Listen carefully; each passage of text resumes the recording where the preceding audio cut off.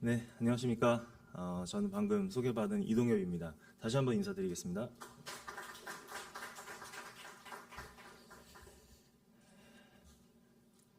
네, 오늘 제가 이 장소, 이 교회에 딱 들어오면서 바로 뒤에 이 정원이 화사하게 보이더라고요. 그리고 밖에 보면 이렇게 산도 딱 보이고 뭔가 뷰가 탁 트인 느낌에 참 기분 좋게 들어왔습니다. 그리고 정말 반갑게 맞이해 주셔서 정말 감사하고 한국교회 반동성애 교단 연합 정말 귀한 사역해주고 계신데 정말 감사하고 초청해 주셔서 감사하고요. 또 최성균 담임 목사님 그리고 이 자리에 초청해 주신 최강희 목사님께 다시 한번 좀 감사의 말씀 드리고 시작하겠습니다. 그러면 PPT 보시면 제 소개를 간단히 하고 진행하겠습니다. 물론 1시간 동안 2시간에서 3시간치의 그 강의 내용을 쭉 이제 말씀을 드릴 겁니다. 이제 오늘 정말 중요한 내용인데 어쨌든 이 이야기를 제가 하게 된 그 배경에 대해서 잠깐 좀 설계를 드리자면 저는 원래 이제 미국에서 미시간 대학교에서 산업공학을 전공했습니다. 이후에 기업 컨설팅 펌에서 일을 하면서 이제 커리어를 이어가다가 MB 때죠. MB 때 카이스트에서 환경경영정책이라는 경영대학원에 과가 생겨서 거기에 1기로 들어갑니다. 이제 그때부터 ESG, 전기자동차, 재생에너지, 탄소중립 이런 이야기 주제를 가지고 이제 연구를 시작을 했었는데 저도 그때만 해도 몰랐습니다. 저도 속았었고요. 그런데 어느 순간 이 모든 녹색 어젠다가 거짓이라는 사실을 제가 알게 되면서 저 또한 계몽된 시기가 있었고 저 혼자 다시 공부하기 시작했었습니다. 이산화탄소의 진실, 정말 탄소 중립과 이 녹색 재생에너지의 이 잘못된 허구 이런 내용들을 혼자 공부하면서 저 또한 다시 한번 계몽하였고 이 내용을 사실은 한 3년, 4년 전에는요. 대한민국의 과학자분들과 또 제 모교인 카이스트에 계속해서 제안을 했었습니다. 이 문제에 다시 한번 토론해야 되고 정말 국가적 차원의 에너지 시스템과 국가적 차원의 경제적 기반을 이 탄소 중립이 정말 옳은 것인가에 대해서 과학적으로 다시 한번 검증해야 됩니다. 지금 미국은 트럼프 행정부가 들어오면서 굉장히 많이 변화하고 있습니다. 거의 녹색 보조금 다 폐지시켰고요. 제가 오늘 말씀드릴 건데 연간 1,800조씩 쓰던 그 돈을 지금 다 종결시켰습니다. 미국의. 그래서 사실 녹색 카르텔이라고 제가 표현을 하는데 그 배후에는 중국이 있고요. 이 모든 돈의 줄이 다 말랐습니다. 전 세계적으로. 그런데 마지막으로 그 막힌 돈줄에 돈을 다시 한번 지원해 주려고 하는 움직임이 지금 현 대한민국 정권에서 벌어지고 있다. 그렇게 해서 대한민국 여러분, 우리 국민들의 혈세가 거기에 도움이 되는 순간 우리나라는 엄청난 외교적 패착이 될 겁니다. 저는 이 문제를 여러분들께 오늘 공유 드리려고 이 자리에 섰고요. 다시 한번 이 자리에 서서 이런 말씀을 드릴 수 있도록 해주셔서 정말 감사합니다. 자, 그러면 시작해 보겠습니다. 자, 3절 전략 들어보신 분도 계실 건데 실제로 중국 공산당이 쓰고 있는 군사 전략 중에 하나입니다. 자, 이 내용이 뭐냐면 과거와 현재와 미래를 빼앗으면 한 국가를 침략할 수 있다라는 군사적 용어입니다. 자, 과거는 동북공정을 통해서 민족의 역사를 왜곡시키고요. 그 다음에 현재는 국가 체제 전복이죠. 국가 체제 전복의 그 뿌리는 선거 사기입니다. 부정선거고요. 그 다음에 24가지 침공 전술이 있습니다. 초안전이라고도 불리고요. 그 다음 마지막으로 미래를 빼앗을 수 있는 방법은 국가의 엔진을 꺼버리면 미래를 빼앗을 수 있습니다. 그 엔진은 국가 경제와 에너지 시스템이고요. 그것을 공격하는 어젠다가 바로 이 녹색 사기, 탄소 중립 어젠다입니다. 자, 그러면 제가 기후정음이라는 책을 통해서 우리 국가의 미래를 지키기 위해서 이 진실을 알리는 책을 쓴 거고요. 그 다음에 두 번째는 현재를 지키기 위한 체제 전복에 지금 중국이 어떤 식으로 대한민국을 침공하고 있는가 24가지 이야기를 사례별로 정리를 해놨습니다. 그래서 이 두 가지 책 오늘 이제 전에도 말씀해 주셨는데 뒤에 준비해 왔고요. 전국의 이제 서점에서도 다 판매되고 있습니다. 자, 그러면 저는 이제 기후과학계에 있었던 사람이지만 오늘 이제 중국의 이야기를 먼저 시작을 해보려고 합니다. 이 중국 공산주의의 실상과 야욕에 대한 이야기를 한 중국의 가면을 벗기다라는 책인데 제가 이 책이 올해 2월에 출간이 됐습니다. 기후정음은 작년 9월에 출간이 됐고요. 자, 그러면 제가 이 책을 쓰게 된 배경은 뭐냐? 제가 이 녹색 기후 사기라고 불리는 이 녹색 어젠다의 돈의 종착지가 결국엔 중국이더라고요. 그게 저는 너무 이상했습니다.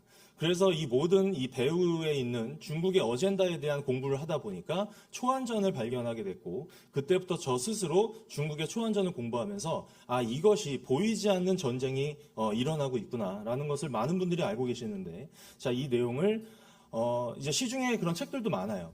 그런데 저는 제가 이 책을 쓴 이유 중에 하나가 정말 청년들, 젊은 친구들이 정말 쉽고 재미있게 읽을 수 있는 책이 시중에 있었으면 좋겠는데 많지 않더라고요. 그래서 저는 이 책을 최대한 쉽고 재미있는 사례 위주의 책으로 썼다라고 보시면 되겠습니다. 그래서 먼저 시작은 홍콩과 대만의 사례들, 홍콩이 어떻게 공산화가 됐는가에 대한 이야기와 그다음에 24가지 침투 전술의 하나하나마다 사례와 그다음에 그것이 우리나라 복지와 선거권에 어떻게 침투하고 있는가, 마지막으로 침공을 위한 한반도에 어떤 식의 연결고리가 구축되어 있고 그다음에 우리가 이걸 어떻게 대응하고 어떻게 앞으로 해나가야 될까에 대한 이야기로 쓴 책이겠습니다. 그래서 많이들 아시겠지만 1941년 이승만 대통령의 일본의 가면을 벗긴다의 두 번째 책의 개념으로 제가 책 제목도 중국의 가면을 벗기다라고 이렇게 정했습니다. 자, 그러면 제가 프롤로그에서 이 이야기로 시작을 합니다. 책에서. 많은 분들이 아는 내용이실 수도 있지만 사실 우리나라 교육계가 이 내용을 이런 식으로 해석하거나 이렇게 교육하지 않는 것이 저는 굉장히 안타까운데, 19세기 말 150년 전의 대한제국과 지금의 대한민국이 너무나 흡사하다. 저는 이 내용을 가지고 시작을 합니다. 자, 19세기 말 대한제국 옆에는 청나라가 있었고요. 위에는 러시아 제국이 있었고요. 그 다음에 일본 제국이 있었고 당시 해상패권을 갖고 있었던 대영 제국이 있었습니다. 그런데 대한제국이 계속해서 러시아 제국과 친밀감을 유지하니까 대영 제국이, 해상패권을 갖고 있는 대영 제국이 계속해서 대한제국에 서한을 보냅니다. 러시아 제국과 경제적인 무역은 하지만 군사적, 정치적 야합은 절대 하면 안 된다라고 계속해서 서한을 보냅니다. 하지만 이것을 무시하고 계속해서 러시아와 친밀감을 유지하는데, 자, 그래서 대영 제국이 거문도에 군함을 배치하죠. 그래서 해상이 다 막힌 러시아 입장에서는 블라디보스톡으로 군사물자를 갖고 와야 되는데 해상으로 못 갖고 오니까 그래서 시베리아 철도를 착공을 시작합니다.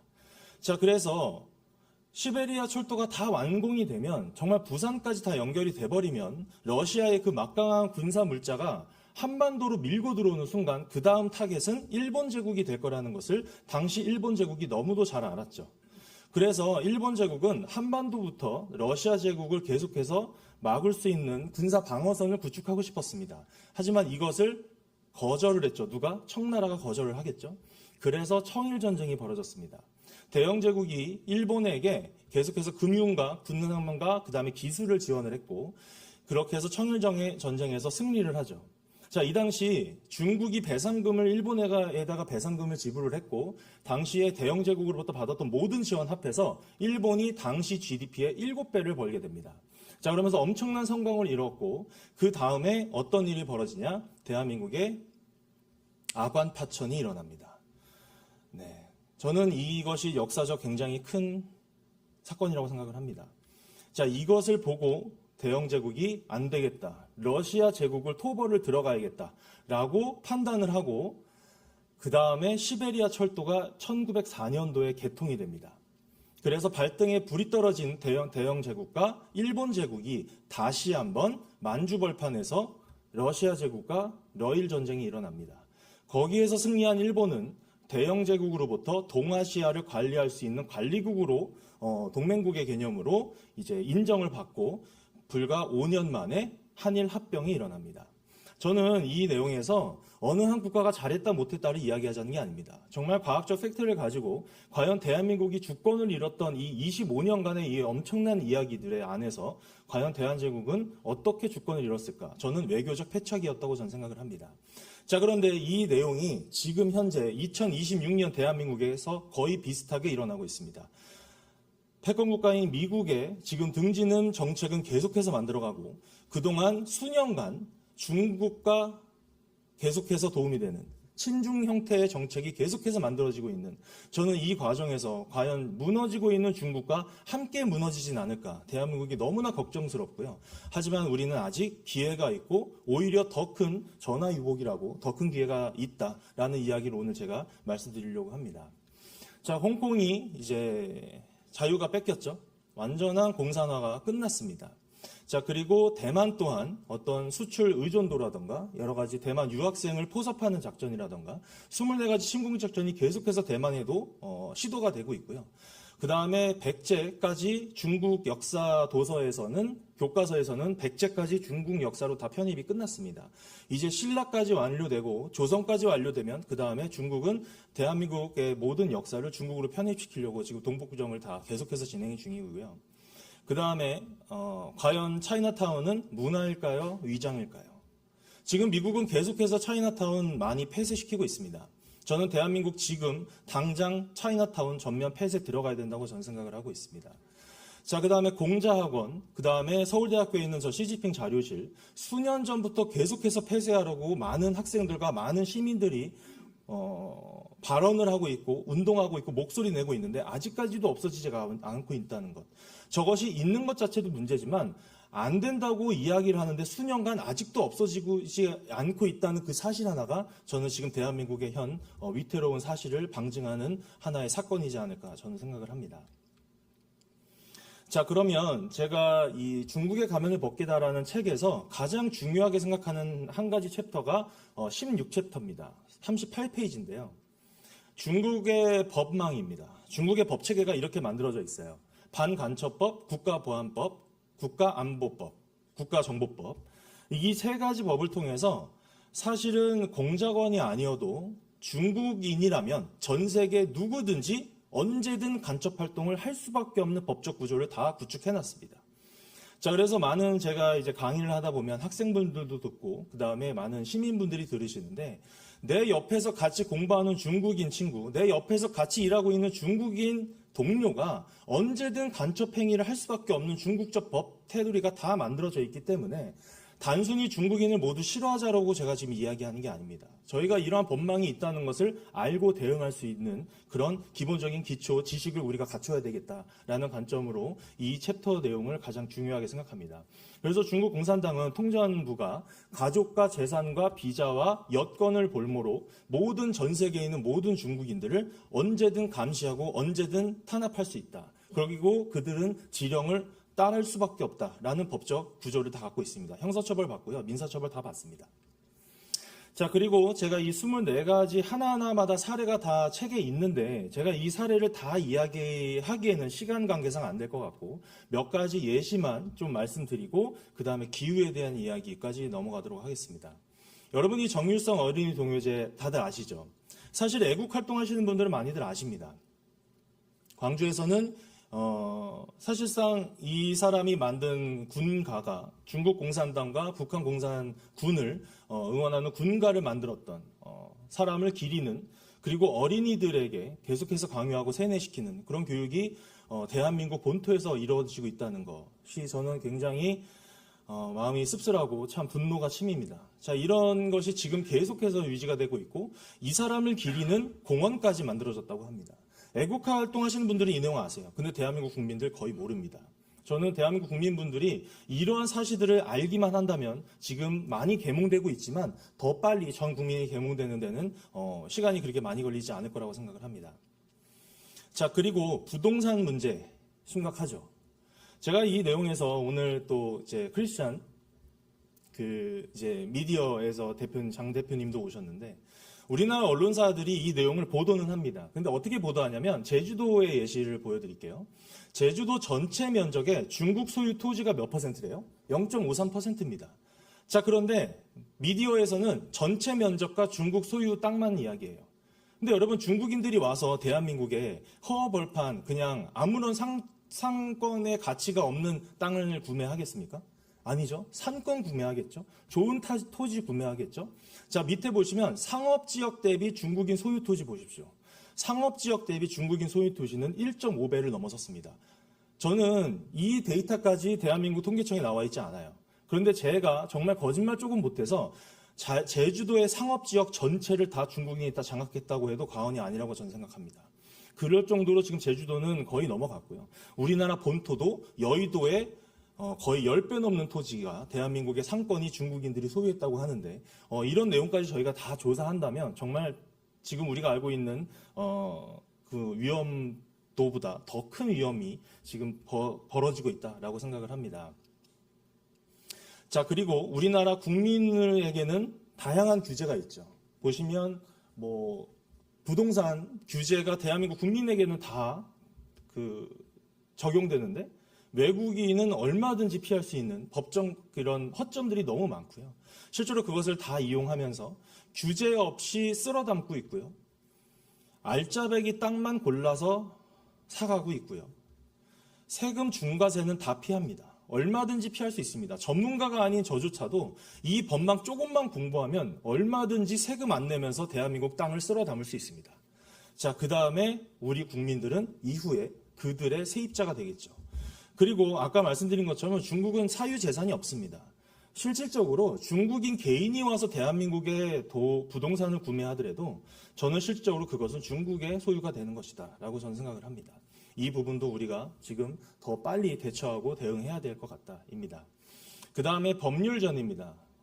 문재인 때 2017년, 2020년 검찰청법과 법원 조직법이 개정되면서 대한민국 법관과 대한민국 검사들이 에 대한 이제 얼마든지 외국인이 다 될 수 있도록 법을 다 바꿨죠. 그래서 외국인이 구속영장을 청구할 수 있고 외국인이 기소를 여부를 결정할 수 있고 외국인이 유무죄를 판단할 수 있는 법체계가 지금 구축됐다는 거. 정말 법치국가인 대한민국에서 말도 안 되는 일이 벌어지고 있는 겁니다. 자, 그리고 이제 선거 얘기입니다. 여러분 스윙보터라고 들어보셨을 겁니다. 이번에 지선에서 이런 여러 이제 잠실 사태도 있고 문제가 있지만 제가 이 책에서 이야기하고 싶었던 건 사실상 저희가 지금 당장 이 부정선거 제대로 바로잡지 못하면 여러분들 외국인이 대한민국에서 3년만 거주하고 18세 이상이고 굉장히 그것도 되게 쉽습니다. 선거권을 가질 수 있다는 것, 지선의 선거권을 가질 수 있다는 거 다들 아시죠?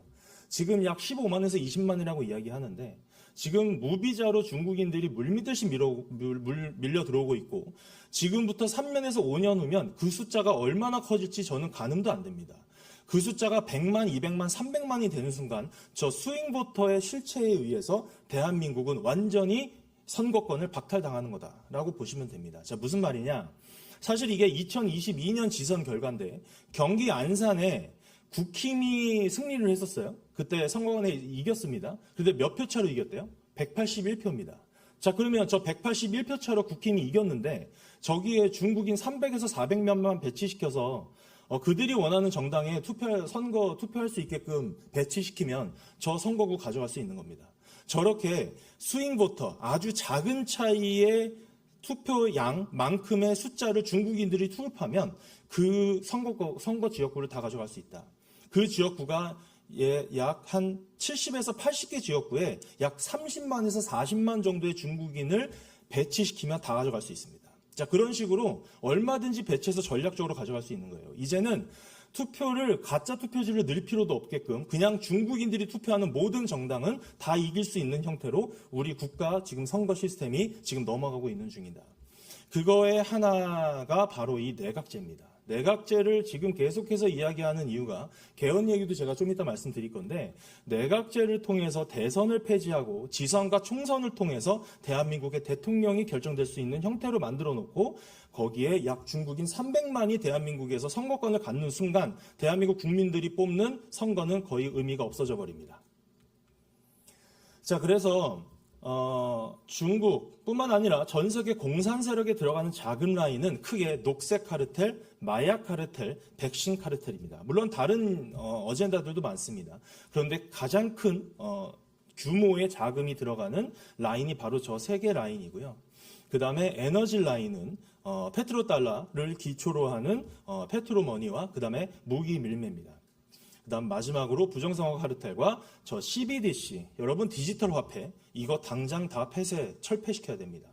당장 다, 사실은 여러분 이 모든 어젠다의 궁극적인 목적은 저 CBDC입니다. 네. 그리고 거기에 뿌리는 바로 화폐 발행권입니다. 그런데 지금 트럼프 행정부가 미 군정이 작은 라인과 에너지 라인은 지금 다 붕괴시키고 있습니다. 잘 잡아가고 있어요. 이란 사태, 베네수엘라 사태 다 저기와 연결되어 있는 겁니다. 자, 그런데 과연 이 부정선거 카르텔과 CBDC 디지털 화폐까지 어떻게 우리가 막을 것인가? 이 문제를 우리가 지금부터 고민해야 된다.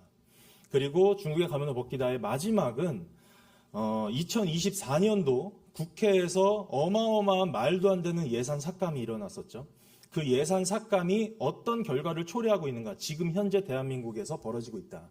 그런 이야기를 썼고요. 그럼에도 불구하고 탄소 중립 예산은 계속해서 증액하고 있다. 40% 증강시켰습니다, 여러분. 탄소 중립 관련된 예산을요, 40% 증액시켰어요. 저는 그 예산안을 보면서 정말 개탄스러웠습니다. 그래서 제가 지금부터 이제 기후에 대한 이야기를 하겠습니다. 이 모든 것은 중국이 배후에 있고요. 공산 세력이 배후에 있습니다. 그리고 이것은 전체주의를 위한 막시즘입니다. 자, 녹색 환장 돈 잔치 중인 국가는 전 세계 선진국가 중에 대한민국이 유일합니다. 미국은 지금 다 폐지했고요. 영국, 독일, 이탈리아 지금 다 개몽되고 있습니다. 정책적으로 중국의 부품 하나 들어간 재생에너지는 전면 수입 금지시키는 법안 다 발의되고 있습니다. 그런데 대한민국이 어떻게 하고 있어요? 그 모든 물량을 다 사들이고 있습니다. 이재명이. 자, 그래서 기재부 기능을 분리했죠. 기후에너지 환경부를 신설했습니다. 그러면서 그들은 지금 여러분들, 우리 국민들의 예산을 가지고 돈 잔치 중입니다. 정말 수십조의 대한민국 혈세가 낭비되고 있고요. 연간이고 여기에 민간 자본까지 다 더하면 저는 연간 약 200조에서 250조 수준이라고 예상하고 있습니다. 이 모든 돈이 사실상 완전 잘못된 정책에 쓰여지는 돈이고요. 이 어마어마한 대한민국 자금이 지금 낭비되고 있다입니다. 그리고 전체주의의 세 가지, 공포, 이데올로기, 거짓, 이 세 가지가 핵심이거든요. 전체주의에. 이걸 똑같이 행하고 있는 게 바로 이 녹색 망상입니다. 이 공포는 어떻게 만들죠? 가짜 재난을 전 세계인들에게 세뇌시킵니다. 여러분, 제가 뒤에서 재난에 대한 데이터 다 보여드릴 겁니다. 전 세계적으로 재난은 줄어들고 있습니다. 그 다음에 두 번째, 기후위기, 탄소 중립이라는 이데올로기를 구축합니다. 그리고 그것을 구축해서 만들어서 배포하는 기구가 바로 유엔이었습니다. 그래서 미 행정부가 66개 유엔사나 비유엔사나 66개 기구를 탈퇴한 이유가 바로 이 녹색 망상입니다. 자, 그리고 마지막 어떤 거짓? 이 탄소 사기. 이산화탄소 악마화는 완전 다 거짓입니다. 이 세 가지를 똑같이 행하고 있는 게 녹색 사기고요.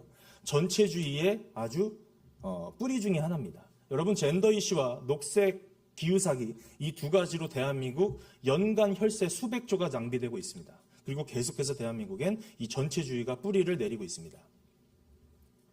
자, 그러면 하나하나 거짓이 무엇인가 말씀드리겠습니다. 자, 이 모든 거짓에는요, 여러분, 가짜 명분이 있고요. 진짜 목적이 있습니다. 가짜 명분은 굉장히 달콤합니다. 대중들이 딱 봤을 때 너무 좋아 보여요. 그게 뭐냐? 탄소 중립의 가짜 명분은 지구를 지키자입니다. 아픈 지구를 지키자. 그리고 그것의 핵심은 이산화탄소 악마화입니다. 자, 그러면 그것의 진짜 목적은 뭐냐? 바로 저 경제 성장의 악마화입니다. 여러분, 대한민국이 어마어마한 경제 성장을 이룩하는 것에 이루면서 어쩔 수 없이 이산화탄소는 발생이 됩니다. 그런데 이산화탄소는 전혀 유해하지 않거든요. 그런데 이산화탄소의 악마를 딱 모든 국민들에게 세뇌를 시키면 그다음부터 저 경제 성장 모든 것을 악마화시킬 수 있습니다. 이것이 바로 탄소 중립의 진짜 목적이다. 자, 그 다음에 아리백 재생에너지의 목적은 이 탄소 배출량을 줄여야 되니까 우리 친환경 에너지를 계속해서 만들어야 된다. 트랜시트해야 된다. 바꿔야 된다라고 이야기합니다. 거짓 기술입니다. 이것의 핵심은 뭐다? 대한민국 에너지 시스템 붕괴가 목적입니다. 여러분, 지금 아직 발표는 안 됐는데 아마 9월이나 10월 정도 되면 이제 에너지 수급 계획 12차가 발표가 될 겁니다. 거기에 저는 지금 정보를 다 받았는데 이미 거기에 일하고 있는 친구, 제 동료들이 몇 분 있어서 저한테 계속 정보를 줍니다. 내년에 대한민국 재생에너지량을 3배를 증강시킵니다. 역대급입니다. 3배 증강시키면 여러분 제가 단언컨대 내년에 매달 블랙아웃 옵니다. 대한민국. 기업들은 계속 나갈 거고요. 국민들은 이제 어마어마한 공과금에 시달릴 거고요. 계속해서 불 꺼질 거고요. 제조업들은 다 해외로 도피할 겁니다. 자, 그 다음에 ESG. 많은 분들이 이제 아시죠? ESG 요즘에 굉장히 큰 화두입니다. ESG는 뭐냐? 착한 기업 만들겠다는 저 가짜 명분을 가지고 소액주주들을 설득시킵니다. 그런데 그 핵심은 뭐냐? 기업 국유화입니다. 기업의 의결권을 국가가 소유하는 정책이 바로 저 ESG입니다. 대한민국의 생산수단을 전부 다 국가가 통제하겠다라는 것이 ESG입니다. 그래서 이 3가지를 가지고 대한민국 경제, 사회 공산화를 완전히 완성시키는 정책을 지금 밀어붙이고 있다입니다. 자, 그러면 트럼프 행정부는 어떻게 이 내용을 규명했고 종멸시키고 있는가에 대한 이야기입니다.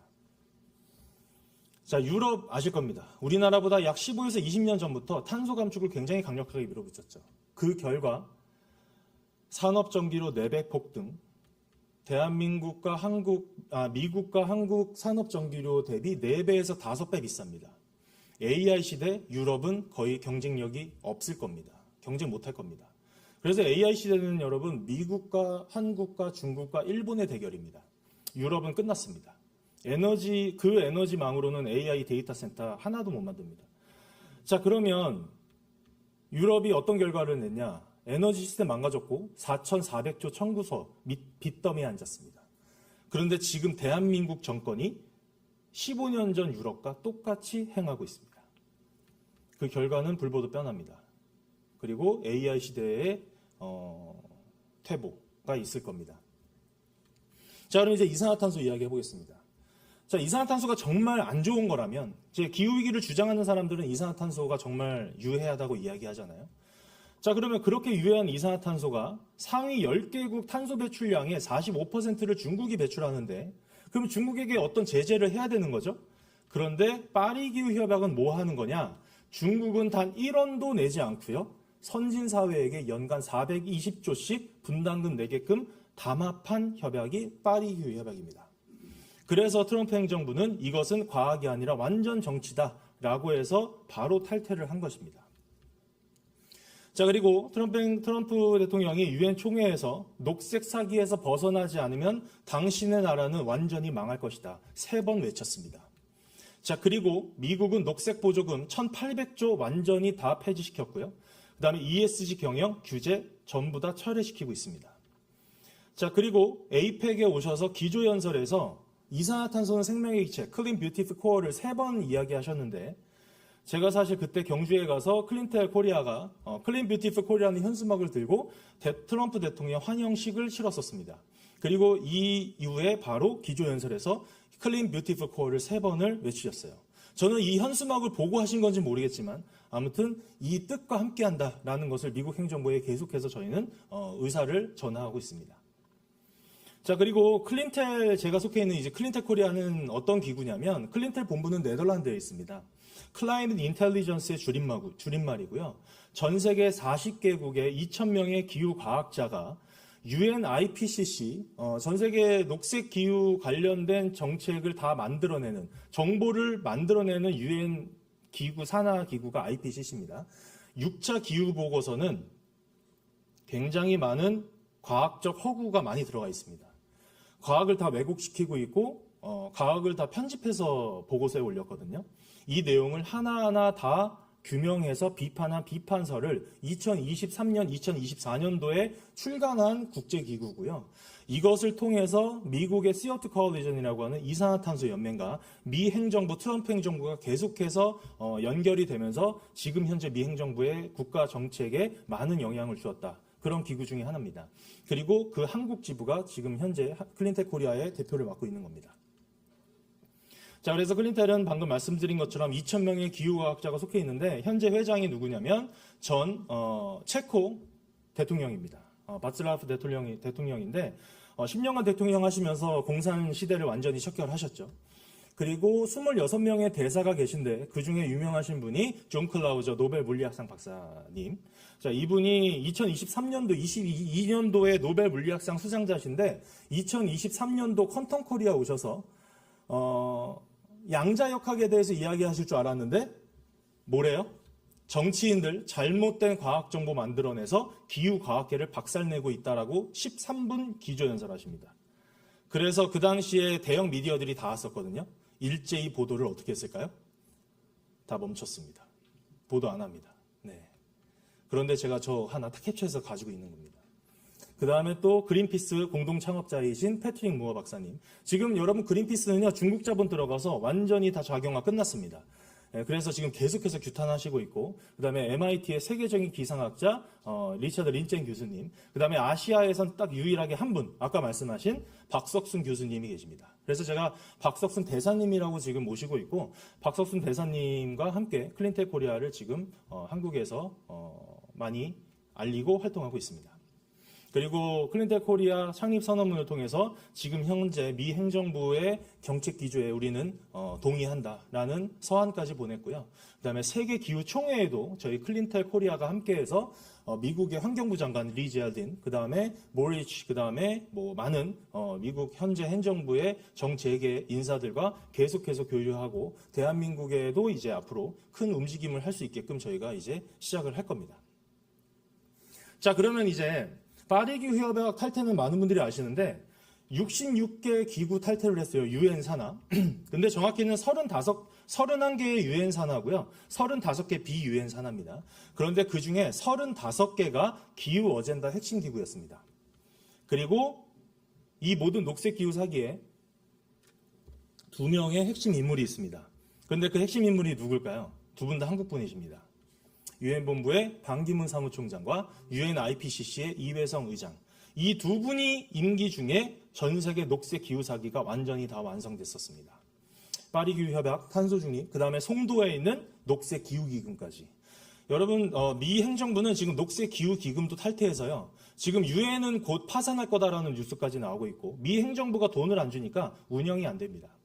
그리고 아까 말씀드렸던 IPCC 그 비과학적인 내용들로 가득 차 있는 그 말도 안 되는 보고서를 총괄하셨던 분이 저 이회성 의장입니다. 저는 이 두 분이 앞으로 녹색 기후 사기가 전 세계적으로 이제 규명되면 이 책임론에서 자유롭지 않을 거라고 생각합니다. 어떤 형태로든 책임을 지셔야 될 겁니다. 자, 그리고 투발루 외무부 장관 가짜 코미디 쇼 아실 겁니다. 위성 사진으로는요, 이제 몰디브가 잠긴다는 뉴스가 있었잖아요. 그런데 실제 위성사진은 투발루와 몰디브 국토 면적이 지난 40년간 2.9% 오히려 증가하고 있습니다. 그리고 그런 말도 안 되는 거짓 뉴스가 전 세계에 퍼지니까 무슨 일이 발생해요? 여행 러시가 발생합니다. 잠기기 전에 몰디브 여행 한번 가야겠는 거예요. 그래서 지금 현재 몰디브와 투발루는 국민 인구 수가 2배 늘었고요. 연평균 10%의 경제 성장률을 기록합니다. 왜? 어마어마한 여행객들이 몰리니까요. 이것이 바로 녹색 사기의 민낯입니다. 그리고 미국은 이렇게 유엔 기후협약, 그 다음에 재생에너지기구 아이레나라고 하죠. 그 다음에 환경계획, 개발계획, 그 다음에 유네스코, WHO, 백신 문제도 있지만 WHO가 기후위기에도 굉장히 큰 역할을 합니다. 그 다음에 유엔 헤비타트, 그 다음에 FAO, WMO, 그 다음에 마지막으로 유엔 대학이라고 있어요. 컨설턴트들을 양성하는 대학까지 있습니다. 이 모든 것을 미국이 다 탈퇴했습니다. 자, 그러면 이제 태양광 패널은 과연 친환경이냐? 여러분, 태양광 패널 안에는요, 사염화, 귀소와 비소와 같은 독성 물질로 가득 차 있습니다. 만들어질 때는 더 심각하고요. 그리고 가장 심각한 거는 폐기 처리할 때입니다. 여러분, 지금 이제 조만간 이제 라이프 사이클 끝나는 태양광 폐기물들이 물밀듯이 어마어마하게 생길 건데, 그 모든 양의 화학 처리를 해서 밑에 이제 폐기해야 되거든요. 근데 화학 처리하는 게 만드는 것보다 더 비쌉니다. 만드는 비용보다 화학 처리하는 비용이 더 많아요. 더 비싸요. 그래서 우리나라처럼 환경 규제가 강한 선진국에서는 이거 폐기 못 하고요. 다 후진국에 수출합니다. 폐기물을. 그럼 거기에서는 그냥 묻어버려요. 그러면 저 독성 물질이 땅과 바다, 강을 다 오염시키겠죠. 그 땅은 정말 오랜 시간 완전히 그냥 죽는 땅이 돼버립니다. 자, 그 다음에 풍력 터빈은 미국 데이터입니다. 매년 한 기당 1만 마리의 새들을 죽입니다. 저 블레이드에 새들이 다 쳐서 죽는 거예요. 자, 그 다음에 해상풍력은 또 어떤 문제가 있냐? 그 밑에 저 해상풍력이 표류하면 안 되니까 앵커로 다 내려쳐가지고 고정시키거든요. 그것을 내려칠 때 해상 망치로 내려치는데 그때 그 음파로 인해서 고래, 돌고래, 바다 표면들이 다 죽습니다. 그 음파가 어마어마해서요. 그 다음에 세 번째, 우리나라의 국가 안보에도 굉장히 큰 문제가 됩니다. 해저 전력선과 해저 인터넷망이 적국에 노출됩니다. 자, 여러분, 대한민국의 해상풍력은 대부분 중국산을 수입하거든요. 그러면 저거 설치할 때 다 누가 와서 설치하겠어요? 중국 회사들이 설치하겠죠? 그때 저 바다 밑에 가서 대한민국의 해저 맵이, 지도가 지금 이미 다 노출 끝났을 겁니다. 그 유사시에 우리나라의 엄청난 국가 안보에 위협이 될 겁니다. 이 내용은 시간 관계상 이제 그래서 많은 학자들이 이 재생에너지의 잘못된 내용, 허구에 대한 이야기를 계속해서 이제 대형 학술지에다가 논문을 게재하고 있다는 이야기입니다. 그래서 앞으로 이제 학계도 많이 바뀌고 있어요, 여러분. 미국이랑 선진국들은요, 학계도 이제 다 눈 떠서요. 이제 학자들이 이제 오히려 이런 거 규명하는데 이 녹색 기후사기 규명하는 곳에 자금을 계속해서 받으면서 이제 깨어나고 있습니다. 그런데 대한민국은 어떨까요? 이 뻐끗하는 순간 연구비 전부 다 삭감되죠. 그러니까 학자들이 말한다 안 한다? 안 합니다. 저처럼 나와서 이렇게 이야기하는 사람 대한민국에 전 한 번도 본 적이 없습니다. 아직까지도. 박석순 교수님 딱 한 분 계셨습니다. 자, 그다음에 재생에너지가 대한민국에 어떤 위협을 주는가? 이 테이블 하나로 모든 게 설명 가능합니다. 자, 여러분 보시면 숫자가 여러 개죠? 근데 이 숫자 중에 딱 한 가지 굉장히 이상한 숫자가 하나가 있습니다. 그게 뭘까요? 정말 이상한 숫자가 하나 있는데 바로 대한민국의 산업전력요금입니다. 여러분, 산업전력요금은 도매가예요. 기업이 쓰는 요금이니까요. 그 다음에 민간 가정전력요금은 소매가입니다. 자, 여러분, 도매가가 싸야 돼요? 소매가가 싸야 돼요? 도매가가 싸야죠. 근데 다른 나라는 다 도매가가 저렴하죠? 근데 딱 우리나라만 도매가가 역전돼 있습니다. 어떻게 소매가보다 도매가가 더 비쌀까요? 그 이유는 뭐냐? 지금 현재 대한민국 에너지 믹스를 보면 정상적으로 되려면 사실은 산업전력이 약 140원, 민간전력이 약 380원 정도 수준이 돼야 됩니다. 근데 여러분, 우리나라 국민들한테 바로 다음 달부터 공과금 2배, 3배 내라고 하면 여론이 어떻게 되겠어요? 난리 나겠죠? 그러니까 그 차액을 전부 다 기업한테 덤탱이 씌우고 있는 겁니다. 왜? 여론 잠재워야 되니까. 전형적인 파퓰리즘입니다. 자, 그 다음에 경제적인 이야기를 하고 있는 거 아니에요. 지금 우리나라 에너지 산업은요, 경제성 다 끝났습니다. 완전히 이념이 다 장악해놨습니다. 대한민국의 에너지 시스템을. 자, 그 다음에 녹색 보조금을 폐지시키면, 지금 미국은 다 폐지시켰다고 했죠. 대한민국 수십조 녹색 보조금 다 폐지시키는 순간 정상적으로 되면 어떻게 될 수 있냐? 대한민국 산업전력은 약 100원대까지 내려갈 수 있고요. 그 다음에 가정전력은 약 220원까지 방어할 수 있습니다. 왜? 녹색 보조금을 다 폐지시키고 우리나라 원자력 에너지 지금 25% 수준이거든요. 그거 50%까지 올려야 됩니다. 프랑스도 그렇게 하고 있습니다. 그리고 우리나라 기술력 전 세계 최고입니다. 그리고 핵 폐기물이요, 전혀 문제되지 않습니다. 많은 사람들이 그것도 다 잘못된 거짓 선동에 세뇌되어 있습니다. 핵 폐기물 문제되지 않습니다. 충분히 해결할 수 있는 기술적 백그라운드 대한민국에 다 있습니다. 자, 그러면 만약에 저게 100원까지 내려가면요, 그 다음에 우리나라 뭐 할 수 있을까요? 미국이 108원이에요. 그러니까 전 세계 경제를 좌지우지하는 겁니다. 기업들이 전 세계에서 가장 저렴한 전력으로 막 이제 성장시킬 수 있거든요, 경제를. 일본만 해도 195원. 여러분, 일본만 해도요, 에너지 시스템 그렇게 건강하지 않습니다. 그리고 저것을 바로잡을 수 있는 여지도 별로 없습니다. 그래서 미국이 누굴 기다리고 있냐? 대한민국을 무엇을 기다리고 있냐? 에너지 시스템 저렇게 100원 정도까지만 낮춰줄 수 있으면 구글과 NDB와 같은 전 세계 빅테크의 데이터 센터를 대한민국으로 전부 유치할 수 있습니다. 우리나라는 4대 강으로 이제 물도 풍부한 국가가 될 수 있고요. 우리나라가 저렇게 에너지 시스템을 다시 정상화시켜서 100원대까지 내려가면요, 전 세계 빅테크의 데이터 센터를 유치하는 순간 그 다음에 무슨 일이 발생할까요? 대한민국 경제에, 그 다음에 국가 안보에. 대한민국 청년들은 엄청난 양질의 일자리를 받게 되고요. 국가 GDP뿐만 아니라 국가 안보에도 엄청난 도움이 됩니다. 왜 그럴까요? 저렇게 빅테크의 데이터 센터가 한국 본토에 지어지는 순간 대한민국을 향해서 미사일 한 방 쏠 수 있을까요? 못 쏩니다. 큰일 나거든요. 대한민국은 지금 이 모든 기회를 지금 국민들이 다 박탈당하고 있습니다. 이 정보를 제대로 모른다는 이유 하나만으로. 저는 이 내용을 많은 분들께 알리고 있는 중입니다. 자, 그러면 이제 기후정음에 대한 이야기 해보겠습니다. 자, 그러면 도대체 이산화탄소가 그동안에 우리가 알고 있는 것은 지구의 기온과 기후를 이렇게 아프게 하고 있다고 믿고 있었는데 어떻게 아니라고 하는 것이냐? 이제 의아하실 거예요. 사실 많은 젊은 청년들, 특히 초등학생 친구들은요, 이 3부 내용을 듣고 너무나 재밌어하고 즐거워하고 기뻐합니다. 자, 이 내용을 이제 하고 마무리하도록 하겠습니다. 자, 이산화탄소가 지구의 기후를 조절한다고 믿는 것은 무엇과 같대요? 마술을 믿는 것과 유사하다. 전 세계 최고의 세계적인 기후과학자이십니다. 미국 MIT 대학교 명예교수님이십니다. 자, 그런데 그래서 제가 기후정음을 썼는데 여러분, 기후과학은요 그렇게 오래된 학문이 아닙니다. 기후과학이라는 거는 사실은 오래전에는 없었어요. 그런데 어느 순간 기후과학이라는 학문이 생기면서 굉장히 straightforward, 영어로 straightforward라고 하는데 굉장히 간단하고 굉장히 쉬운 학문이거든요, 여러분. 그런데 저 기후과학을 어렵고 복잡하게 누군가가 만들었어요. 그것의 배후에 유엔이 있었던 거고요. 그것을 이용해서 전 세계인의 혈세를 낭비하고 전 세계인들의 에너지를 낭비하던 게 바로 이 기후 사기극이다라는 겁니다. 이것을 제가 과학적 팩트를 가지고 기후정음을 썼는데요. 자, 이제 기후과학 팩트 체크 해보도록 하겠습니다. 자, 첫 번째 팩트입니다. 자, 가장 강력한 온실가스는 이산화탄소가 아닙니다. 수증기입니다. 그리고 수증기는 이산화탄소보다 100배 이상 더 강력한 온실 효과를 갖고 있고요. 어떻게? 질량적으로나 영향력적으로나. 자, 이게 과학적 팩트예요. 이거는 어느 과학자도 반박할 수 없습니다. 이건 과학적으로 다 규명된 사실입니다.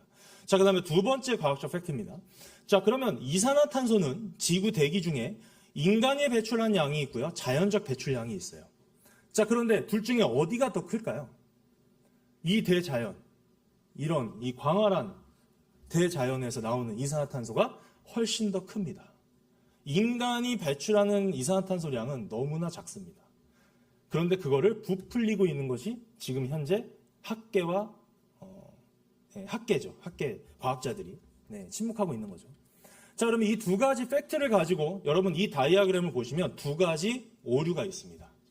자, 이 다이아그램은 뭐냐면 대한민국뿐만 아니라 전 세계적으로 그동안에 학생들에게 온실가스 기체별 비율을 가르치던 다이아그램입니다. 첫 번째 오류는 수증기를 제외시킵니다. 가장 강력한 온실가스가 수증기임에도 불구하고 제외시켜서 마치 이산화탄소가 가장 강력한 것처럼 전 세계인들을 속였던 겁니다. 자, 그러면 수증기를 넣으면 어떻게 되냐? 다이아그램은 이렇게 변합니다. 95% 이상이 수증기, 나머지가 이산화탄소와 기타 기체들입니다. 대한민국은 거의 유일하게 이 다이아그램을 넣은 책은 기후정음밖에 없습니다. 시중에도 없고요. 시중에 기후정음 한 권이고요. 대한민국 교과서는 다 이 다이아그램만 들어있습니다. 모든 대학교와 모든 학교가. 저는 이 다이아그램을 넣어서 가르쳐야 된다고 주장하는 바입니다. 자, 그 다음에 두 번째 오류는 뭘까요? 인간의 배출량과 자연적 배출량 중에 지금 누가 더 커요? 저 다이아그램을? 인간이 더 크대요. 근데 무엇을 뺐냐? 해양에서 발생하는 화산과 식물과 동물로부터 발생되는 이산화탄소를 전부 다 제외시켰습니다. 그러면 이걸 다 넣으면 어떻게 되냐? 다이아그램은 이렇게 변합니다. 97% 정도가 자연적, 그 다음에 약 3% 정도가 인간의 배출량입니다. 자, 그러면 이 두 다이아그램을 하나로 합쳐서 결과를 내면 이렇게 됩니다. 지난 140년간 연간 이산화탄소 증가량은 인간이 기여한 바는 지구 대기 중에 단 100만 분의 1 수준입니다. 저거 줄이겠다고 지금 전 세계가 수천 조씩 탄소 중립에 돈 쏟아부었던 겁니다. 기후에 전혀 영향을 주지 못합니다. 그리고 저거 줄이겠다고 지금 대한민국에 200조, 300조씩 우리 국민들의 혈세가, 그 다음에 국민들의 자본이 완전히 쓰레기통에 처박혀지고 있는 상태입니다. 자, 그러면 이제 이산화탄소가 제가 아니라고 말씀드렸어요. 그 기후에 영향을 주는 요소가. 그럼 무엇이 가장 큰 영향을 주느냐? 자, 과학적 팩트입니다. 지구 기온에 가장 큰 영향을 주는 요소는 두 가지입니다. 수증기, 즉 대기 중에 구름과 태양의 활동량입니다. 자, 태양의 활동량과 지구 평균 기온값의 그래프입니다. 지난 100년 동안의 이제 데이터예요. 자, 보시면 검정색 라인이 지구 평균 기온값이고요. 빨간색 라인이 태양의 활동량 값입니다. 여러분 상관관계 보이시나요? 거의 동일하게 움직이죠. 네, 태양의 활동량에 따라서 지구 평균 기온값은 변하는 겁니다. 거의 대부분 결정돼요. 그 다음에 해양의 활동, 그 다음에 구름의 움직임에 의해서 결정이 나는 겁니다. 이산화탄소는 거의 영향을 주지 못한다고 이미 지질학적으로 다 결과가 나와 있습니다. 네, 이렇게 그래프가 전혀 연관성이 없습니다. 자, 그러면 이제 다섯 번째 과학적 팩트입니다. 이산화탄소는 무엇의 먹이이죠? 전 세계 모든 지구상의 식물들이 마시고 사는 기체입니다. 그리고 실제로 이산화탄소 농도가 늘어난 건 사실이거든요. 그래서 전 세계 전례 없는 지구 녹지화가 진행 중입니다. 사막 줄어들고 있습니다. 그리고 그 면적은 얼마다? 미국 대륙의 2배 크기입니다. 어마어마한 양의 식량이 늘어나고 있습니다. 네, 해양 산성화 완전 다 거짓입니다. 여러분, 그런 말도 안 되는 거짓 선동에 우리는 이제 깨어나야 됩니다. 자, 그러면 이제 재난 이야기 해보겠습니다. 자, 산불로 소실되는 토지 면적은 계단식으로 어떻게 되고 있어요? 계속 줄어들고 있습니다. 실제 미국 국립소방센터 데이터입니다. 지난 100년간 약 80% 이상 감소했습니다. 산불로 지구가 망하고 있다? 말도 안 되는 거짓 선동입니다. 그런데 이산화탄소 농도는 계속 늘어나고 있는데요. 전혀 상관관계, 오히려 거꾸로 가고 있죠. 그 다음에 두 번째, 홍수의 빈도나 피해 정도 또한 계속 줄고 있습니다. 지난 100년간 몇 퍼센트? 45분의 1 수준으로 줄어들었습니다. 이것도 미국 국립기상청 데이터입니다. 자, 그 다음에 폭염 일수와 강도. 여러분 지금 더우신 것 같죠? 아닙니다. 지금보다 훨씬 더웠던 시기가 언제였다? 1930년대가 지구 산업혁명 이후 가장 더웠던 시기입니다. 1930년대에 여러분 프랑스에선 4만 명씩 폭염으로 막 죽어갔어요. 너무 더워서. 자, 그런데 지금은 어때요? 그때보다 더 낮아요, 온도가. 폭염 일수도 적고요. 자, 그런데 이산화탄소 농도는 어떻게 해요? 계속 늘고 있는데요. 자, 그러면 1930년도는 지금보다 이산화탄소 농도가 훨씬 낮았는데 왜 그때는 더 더웠을까요? 이산화탄소와 지구 평균 기온값은 거의 연관성이 없다는 겁니다. 네. 그래서 이 데이터를 편집 삭제합니다. 누가? 유엔이 그렇게 해왔었습니다. 그 다음에 재난으로 인한 사망률은 99%, 정확히는 99.8% 줄어들었습니다. 사망자 숫자가 저렇게 기하급수로 줄어들었었던 이유는 산업의 문명의 발달입니다. 인간은 경제 발전을 통해서 재난으로부터 보호받을 수 있는 겁니다. 이산화탄소를 줄여서 뭘 한다는 생각 자체가 완전히 잘못된 발상입니다. 이데올로기입니다. 자, 그러면 이제 어떻게 데이터를 삭제했는가 제가 보여드리겠습니다. 몇 가지 예시만 보여드릴게요. 자, 보시면 두 개 데이터 중에 여러분 11년간의 기업 영업이익 추이입니다. 여러분 두 기업 중에 어디에 투자하시겠습니까? 그렇죠? 당연히 오른쪽이에요. 누가 봐도. 정답은 같은 기업입니다. 같은 기업의 데이터를 가지고 저렇게 다른 그래프를 낼 수 있어요. 어떻게? Y축을 보시면 한쪽은 작게 뒀고요. 한쪽은 크게 뒀어요. 그러니까 Y축을 조작을 통해 얼마든지 그래프를 가지고 장난칠 수 있는 겁니다. 이런 일을 하던 사람들이 누구였다? 저 같은 기후과학 컨설턴트들입니다. 네, 정말 말도 안 되죠. 네, 정말 네. 그 다음에 폭염 일수 아까 데이터 보여드렸죠? 1930년대 데이터가 저렇게 높아버리니까 1940년, 50년 이전 데이터는 전부 다 삭제시키고요. 1960년 이후 데이터만 보여줍니다. 보고서에 저렇게만 올리는 거예요. 이렇게 편집해요. 자, 이제 여러분 이렇게 편집하면 어떻게 보이세요? 이산화탄소 농도 값이 위에 있는 데이터고요. 밑에는 폭염 일수예요. 어때요? 이산화탄소 농도 높아지면서 폭염 일수 많아지는 것 같죠? 이런 식으로 전 세계인들을, 정책관들을 속이는 겁니다. 이렇게 데이터 편집하던 곳이 유엔이었습니다. 그리고 이 모든 것을 이제 이것도 마찬가지입니다. 레이샤비크 이제 아이슬란드 도시인데 그 이제 표면 온도, 이제 빙하 표면 온도 값을 측정한 거예요. 보시면은 앞에 단의 데이터, 저 빨간색 라인은 더 높죠? 그러니까 저기 삭제하고 저 가장 밑에 단부터만 이산화탄소 농도랑 딱 대입시켜서 이렇게 편집시켜서 보고서에 올립니다. 이런 일을 하는 거예요. 예.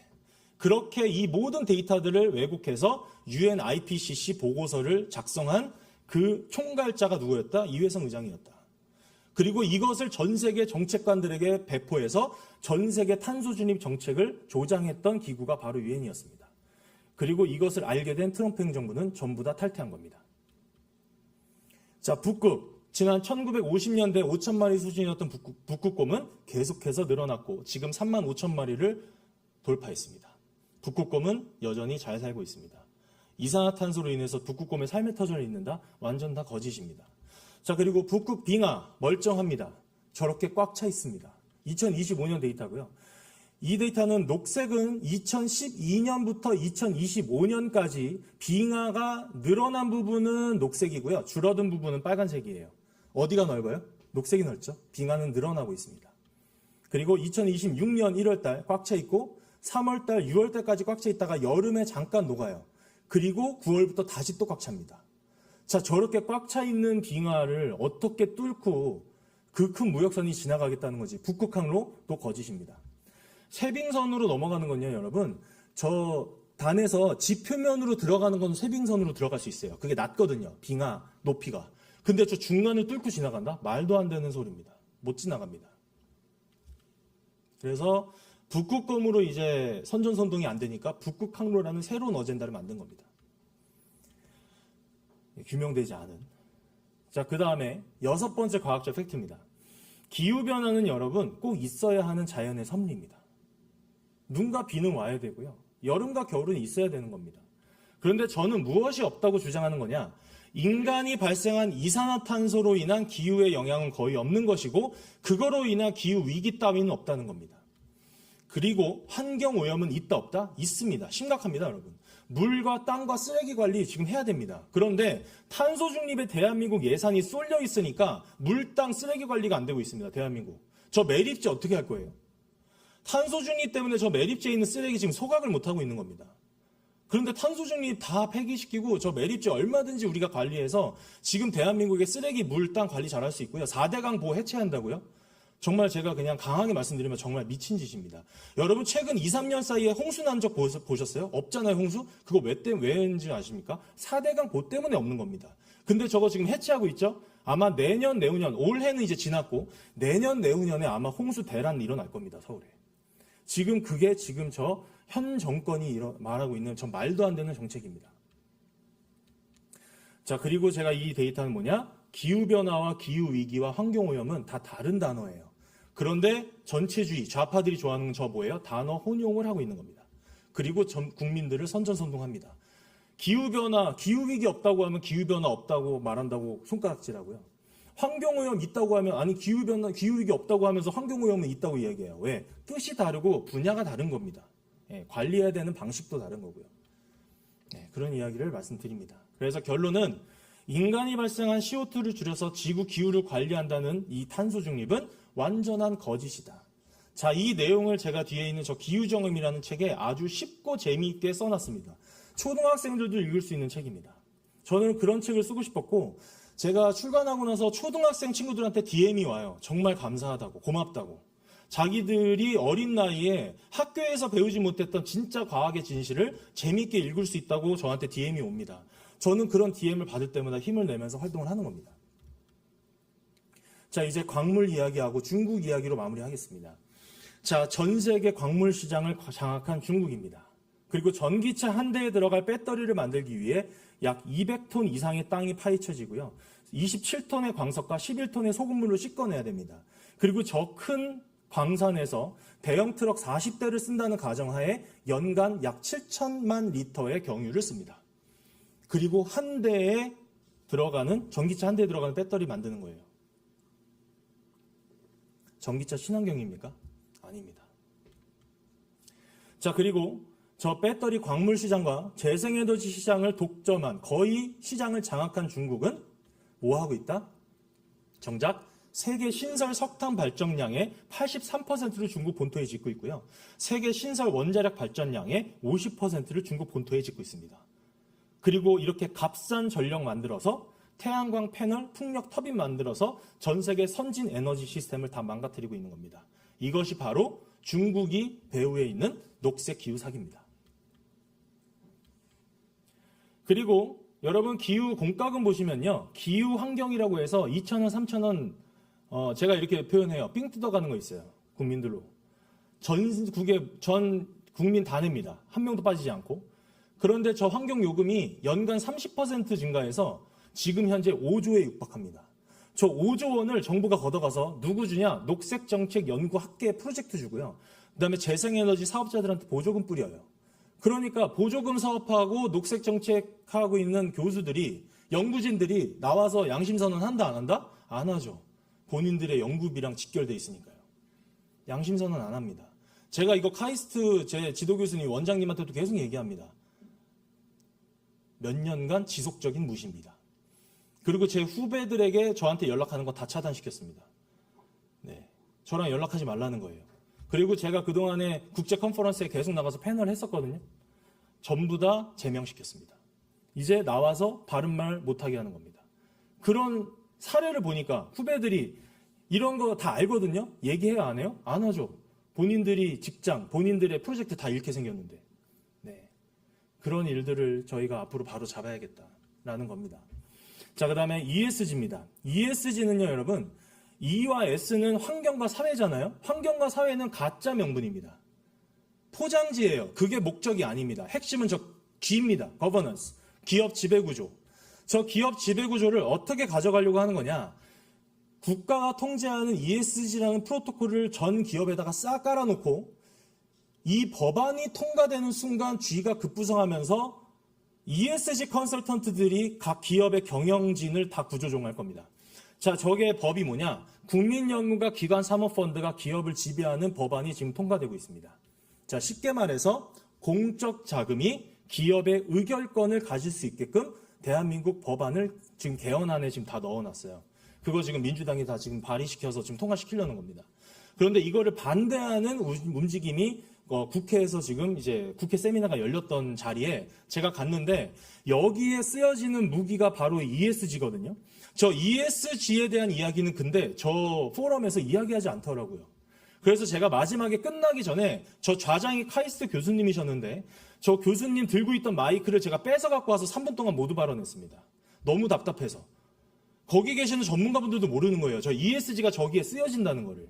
그래서 제가 3분 동안 ESG와 저 기관 사모펀드의 기업 지배 구조, 이 두 가지가 한 전 우리나라 대기업에 지금 다 들어가 있다. 저는 그래서 ESG는 뭐라고 표현하냐면 중공군이라고 표현합니다. 자, 그래서 개헌을 통해서 국민연금과 기관사모펀드가 기업 국유화를 작업을 치는 게 바로 저 ESG다. 그리고 여러분, 대한민국의 기관사모펀드의 대부분은 뭐다? 중국 중국 자본입니다. 그 다음에 여기 시간 관계상 넘어가고요. 이제 이것을 법제화하는 순간 쉽게 넘어갈 수 있는데 사실 거짓은요 확장되기도 쉽지만 거품이 꺼지기도 합니다. 쉽게 꺼집니다. 그래서 저희가 이 진실을 많이 알리고 이제 시의회에서도 열렸던 이야기고 제가 모두 발언했던 내용들 여러분 이제 이 시간 끝나면 기후정원 TV라고 유튜브 채널이 있습니다. 제 개인 채널인데 기후정원 검색하면 바로 뜹니다. 거기에 제가 저기서 발언했던 거, 그다음에 다른 곳에서 강연했던 자료, 또 제가 어디 가서 연설했던 자료들, 그런 영상들 다 있으니까 많이 이제 구독, 좋아요도 해주시고 앞으로 또 제가 활동하는 내용들 계속해서 공유 드리도록 하겠습니다. 자, 그래서 이제 마지막입니다. 미국 행정부가 녹색 사기와 녹색 이념의 자금과 이 이념을 다 붕괴시키고 있어요.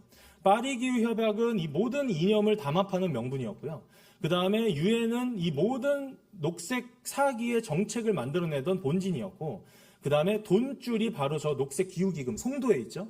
이 세 개를 다 탈퇴하면서 지금 다 처단하고 있습니다. 그런데 우리나라는 정작 뭐 하고 있냐? 아까 돈전치 말씀드렸는데 이겁니다.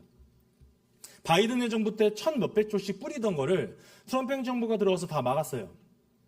근데 우리나라 돈잔치 중인 저 우리나라 혈세 가지고 여기에 도움을 주려고 하고 있다. 자, 이게 되는 순간 완전히 반미 정책이 되는 겁니다. 정말 대한민국 큰일 납니다. 네. 저는 대북 송금보다 더 위험한 짓이라고 생각합니다. 네. 그래서 또 어떤 분들은 이런 말씀하세요. 그냥 하게 두고 지금 정권 벌받게 하면 안 되냐고. 근데 여러분, 그렇게 하면요, 우리나라 경제에 어떤 타격이 오는지 저는 알기 때문에 그렇게 되면 안 됩니다. 자, 그래서 문제의 근원은 이겁니다. 사회 지도층이 국익에 해가 되더라도 개인과 가족의 이익을 추구하는 태도, 사익에 솔직히 쩌들어 있습니다. 사회적 통념이 되어버렸습니다. 지도자들이 불의를 범하고도 책임을 지지 않습니다. 자리에서는 물러나고요, 다른 권력으로 똑같은 행위를 할 수 있는 파워를 얻을 수 있는 제도가 너무 쉽게 되어 있어요, 대한민국은. 자, 그 다음에 지성인 집단이 이러한 불의와 거짓을 보고도 침묵하고 있습니다. 저는 이 세 가지가 엮여져서 이 젠더 이슈 문제뿐만 아니라 녹색 사기 문제, 부정선거 문제, 지금 대한민국 요즘에 또 축구 문제 많죠. 축구협회 다 비슷한 메커니즘입니다. 자, 이 세 가지를 우리가 앞으로 바로 잡아야겠다입니다. 그래서 우리는 녹색 보조금 폐지와 ESG 폐지와 원자력 에너지 정상화와 에너지 강국을 통해 반도체, AI, 에너지, IT 제조업을 기반으로 한 미국과 한미 공조를 통한 G2 국가로 성장할 수 있다라는 겁니다. 자, 그래서 제가 중국의 가면을 벗기다의 마지막은 이렇게 매짐을 했습니다. 역사적으로 도전국이 망할 때는요, 권력국가, 패권국이 이 세 가지를 봅니다. 네 가지를. 첫째, 패권국가 같은 체제의 최전선 국가일 것. 무엇이? 도전국이 무너지고 무너졌던 그 지역을 관리할 수 있는 관리국을 선정할 때. 두 번째, 세계 최고 수준의 행정 IT 산업과 군사 통합 능력을 보유하고 있을 것. 세 번째, 도전국, 붕괴한 도전국의 문화, 언어, 역사에 대한 이해도와 관련도가 높을 것. 네 번째, 패권국가 동맹이라는 군사정보 외교 인프라가 완성돼 있을 것. 이것이 지금 현재 미국인데, 미국과 이 네 가지가 되어 있는 국가는 전 세계에 딱 두 나라밖에 없습니다. 그게 어디예요? 한국과 일본입니다. 그런데 관리 대상 국가가 될 것이냐, 관리 주체 국가가 될 것이냐, 한국과 일본의 대결입니다. 물론 지금은 자유우방으로서 이제 한미일 동맹으로서 지금 현재 공산 세력을 처단하는데 우리가 힘을 합쳐야 되지만, 결국에 대한민국의 이 동아시아 그리고 전 세계 미국과 함께 G2 국가로 될 수 있는 정말 역사적 기회가 지금 왔다. 이 녹색 기후 사기와 젠더 문제와 이 선단위 문제까지, 우리가 부정선거 문제까지 바로잡아서 이 기회를 우리는 앞으로 잘 지켜나가야겠다라는 겁니다. 그리고 마지막으로 이 한미협회, 이승만 박사가 미국의 정재계, 그 다음에 선교사, 목사님들과 저 한미협회를 통해 미국의 한국의 상황을 알고 한국의 독립을 알렸죠. 그리고 한국이 독립국가가 되었죠. 자, 그런데 이 라인이 지금 다 깨져 있습니다. 그런데 저는 이 라인을 회복시킬 수 있는 방법, 전국에 약 10만의 한미 유학생 네트워크가 있습니다. KSA 키사라고 불리거든요. 전국 미국의 모든 대학교에 KSA 키사 그 오르거니제이션이 다 있습니다. 한국 유학생들이 같이 이제 소사이티를 만들어 놨거든요. 거기에 제가 또 미국에서 학교 다닐 때 거기에 전국에 약 4만 명, 당시는 4만 명이었어요. 4만 명의 유학생 네트워크의 보드진이기도 했습니다. 저 3040, 지금 이제 제 나이 때가 됐을 거니까 30대, 40대가 됐겠죠? 그 친구들 중에 정말 미국의 역사와 문화와 언어를 공부했던 사람들이 이제 깨어나서 발굴해서 지금 다 미국으로 보내야 됩니다. 그래서 미국의 정재계 사람들을 설득해야 됩니다. 우리가 언제까지 그냥 미국이 도와줄 거라고 기다리면 안 되고요. 지금 대한민국에서 미국의 언어되고 문화하는 사람들을 빨리 청년들을 발굴해서 미국에 보내줘야 돼요. 자기 사비로 말고요. 사실 국가가 해야 될 일을 지금 개인들이 하고 있잖아요. 여러분도 마찬가지고 저도 다 개인 사비로 하는 겁니다. 자, 그런데 국가가 할 일을 국가가 하지 않는다면 국민들이, 깨어난 시민들이라도 나와서 우리가 해야겠다. 여러분들이 애국 활동을 하시고 우리가 하는 일처럼 이제 미국을 향해서 우리나라 인재들을 보내서 그들을 설득하는 작업을 해야 된다입니다. 그리고 마지막으로 미국과 함께 G2 국가가 될 수 있는 정말 절호의 찬스다. 입니다. 이렇게 마무리를 하겠고요. 보시면 QR코드는 클린텍 코리아 오픈 채팅방입니다. 그래서 제가 계속해서 기후 관련된 정보들을 공유하는 오픈방이니까 관심 있으신 분들은 오셔서 오늘 강의에 대한 피드백 주셔도 좋고요. 오늘 강의에 대한 응원의 말씀 주시면 정말 감사하겠습니다. 그리고 클린텍 코리아 TV, 기후정음 TV도 유튜브에서 한번 찾아봐 주시고 이동엽 치시면 또 다 나옵니다. 그 다음에 또 이 시간 이후에 또 식사하는 자리, 또 네트워크하는 자리에서 또 많은 질의응답과 그 다음에 교제할 수 있는 시간 갖도록 하겠습니다. 이렇게 오늘 또 한번 긴 시간 들어주시고 초청해 주셔서 감사합니다. 마무리하겠습니다. 감사합니다.